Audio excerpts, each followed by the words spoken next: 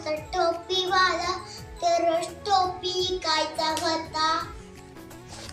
आणि ना तो खूप जाताना थकला आणि तो एका झाडाखाली झोपला.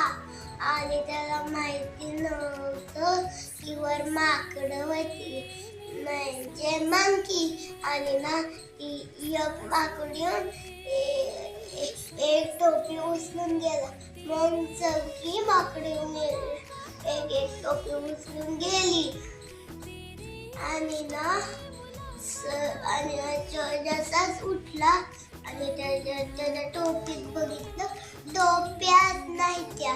आणि तो बघितलं इकडे तिकडे कुठंच नाही टोपी माझी. आणि ना त्याने तसंच वर बघितलं माकडं. आणि त्या माकडाने ना त्याच्या टोप्या घातलेल्या होत्या. आणि तो बोलला, द्या माझ्या टोप्या, द्या माझ्या टोप्या. आणि ती माकडं देत नव्हती. आणि तो तिथंच बसला. आणि जशी एका माकडाची टोपी पडली तशी सगळ्याच माकडांनी टोपी खाली फेकली. आणि तो उचलून गेला सगळ्या टोपीला आणि काय लागला. आणि ते माकड तिथं